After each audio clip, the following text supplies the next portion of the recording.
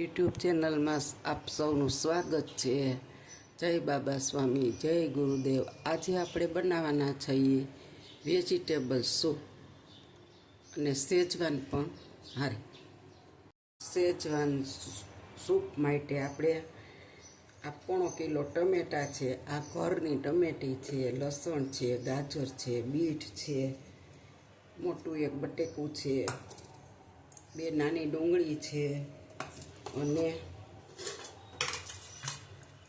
મરચી છે 3-4 અને મોળા મરચાં છે અને એક આદુનો ટુકડો છે અને સાથે થોડી કોબી પણ છે। હવે આપણે કુકરમાં પાણી નાખીશું અને ગેસ ચાલુ કરીશું।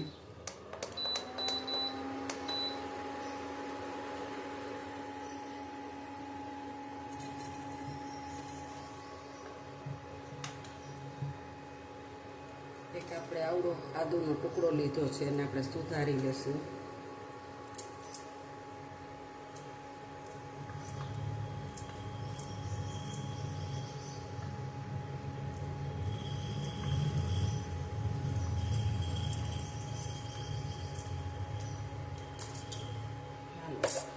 આ એક બટેકું ધોઈ લીધું છે એ નાખી દેશું, ગાજર ધોઈને સુધાર્યા છે એ નાખી દેશું, પછી આદુ નાખી દેશું, આપણે હવે બીટ નાખી દેશું। છોકરાઓ બીટ ન ખાય પણ આપણે આ સોસ સૂપ બનાવશું ને એટલે ટેસ્ટી ખાહે। સાથે ટમેટી નાખી દેવું બધી અને હવે આપણે થોડું લસણ પણ સાથે નાખી દઈશું।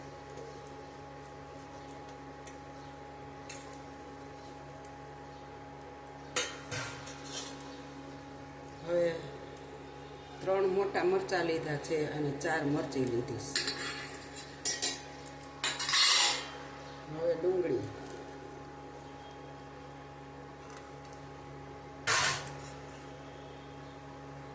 એક વાટકો કોબી નાખી દઈશું,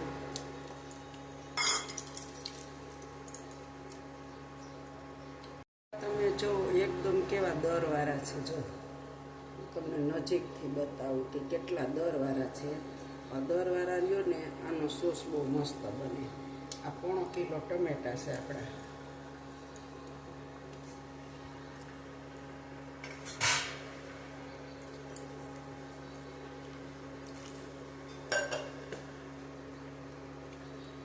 આપણે આની અંદર બાફવાનું નિમક નાખી દેશું,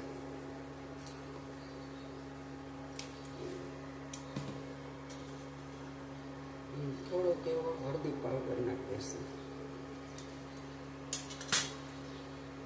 અને હવે આપણે આનું ઢક્કણ બંધ કરી દેશું કે તમે જોઈ શકો છો।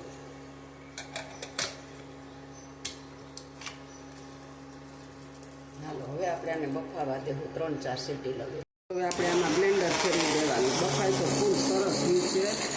આપણે સૂપની અંદર ધાણા જીરું પાવડર નાખીશું 2 ચમચી અને 1 ચમચી આપણે લાલ મરચું પાવડર નાખીશું કલર માટે। બાકી મરચાં નાખ્યા એટલે તીખું તો ફૂલ છે અને એટલું મસ્ત સૂપ બન્યું છે। ખાલી મેં ચાખ્યું કે કાંઈ નાખવું પણ કાંઈ નાખવું પડે એવું છે નહીં, બધુંય મસ્ત। અને આની અંદર તમે જો થોડુંક સુરણ હોય તોય નાખી શકો। લગ્નમાં આ રીતે જ ઓલું પીવા માટે સૂપ બનાવેલી બનાવતા હોય છે। અને હવે આપણે ખાંડ નાખીશું થોડીક, બહુ નથી નાખવી પડે એમ, કારણ કે ટમેટા એટલા દરવાળા મીઠા હતા ને।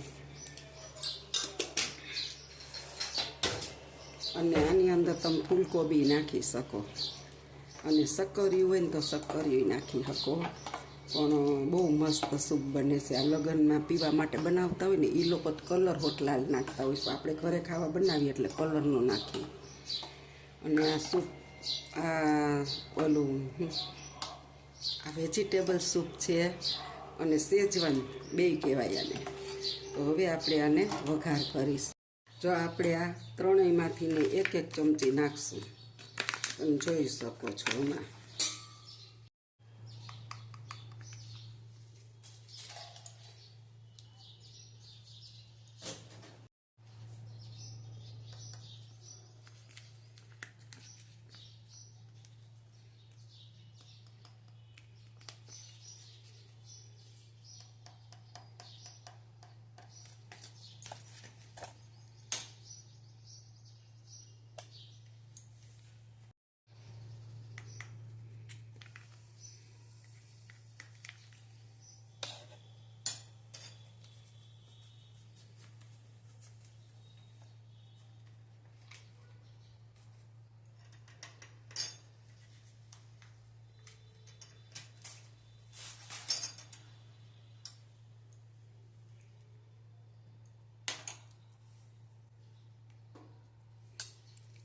આનેથી સ્વાદ છે ને બહુ મસ્ત બને છે. હવે પડીકા લેવા જોઈએ, ખલાસ થઈ જવા હશે. જે એક ચમચી તો છે જ અંદર જોગે. હવે આપણે આને હલાવી નાખશું. ચાલો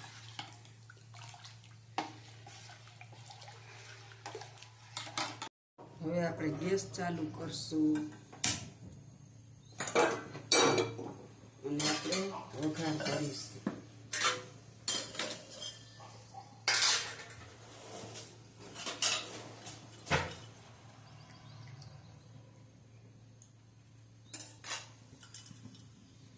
હવે આપણે આમાં તેલ નાખવાનું. કુકર તપી જાય ને ત્યારે આપણે આમાં તેલ નાખીશું.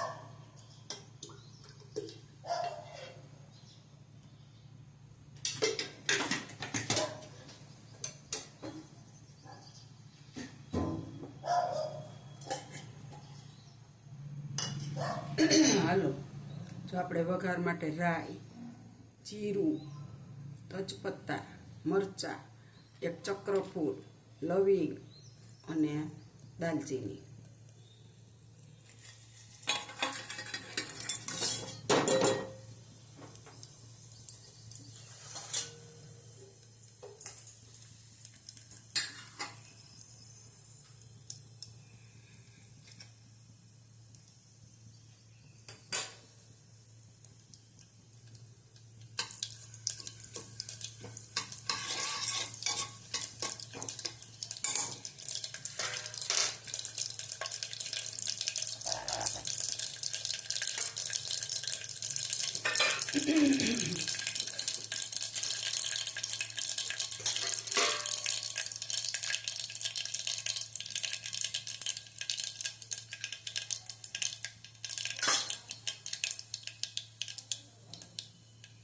હવે કડી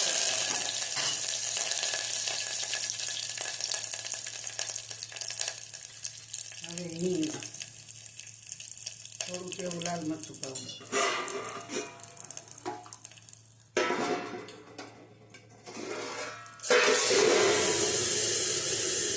મસ્ત વઘાર થઈ જાય.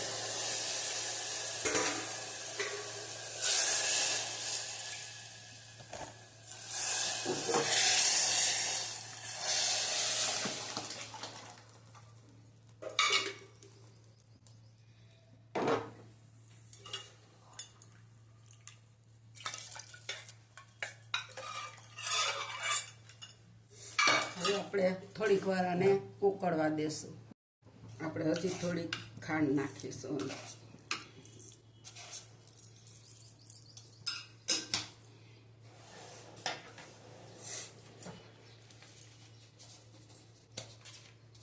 સાથે સાથે થોડુંક નમક નાખી દઈશું. બે વસ્તુની. અને આપણે લગ્નમાં બનાવતા હોઈએ ત્યારે આ કડી પત્તા છે ને એ પણ પીસવામાં નાખી દઈએ, કોથમીરી નાખી દઈએ. પણ આપણે ઘરે ખાવા બનાવી ત્યારે આપણે ઉપર અને ત્યાં આવો વઘાર કરતો હોય ને એ પણ બધો કાઢી દઈએ. સૂપ એકદમ ક્લીન પીવા માટે રાખીએ. અંદર લાલ કલર નાખતા હોય છે પણ આપણે ઘરે ન નાખીએ. એકદમ જો ઘાટું થયું છે આપણું સૂપ પીએ એવું. અને આની અંદર હજી તમે 2-4 શાક ઉમેરી શકો, પણ મારી આગળ નહોતા એટલે મેં નથી ઉમેર્યા. બહુ મસ્ત સૂપ બન્યું. મેં ચાખ્યું ને ખાલી મીઠું અને ખાંડ નાખવાનું. બહુ મસ્ત બન્યું.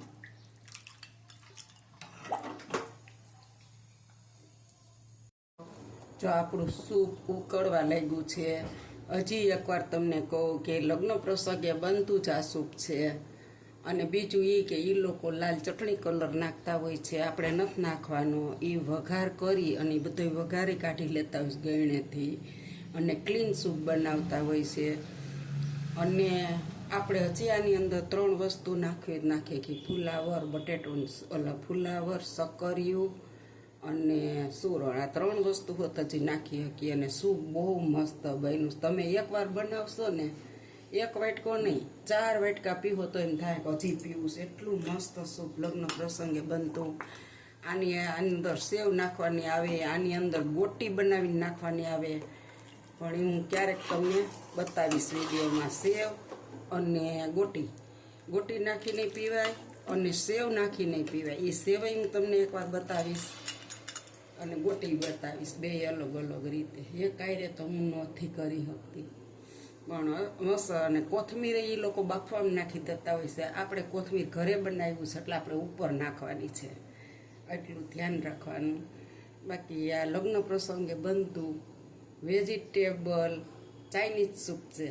સેવ નાખો, ગોટી નાખો એટલે ચાઇનીઝ સૂપ બની જાય, શેજવાન સૂપ બની જાય.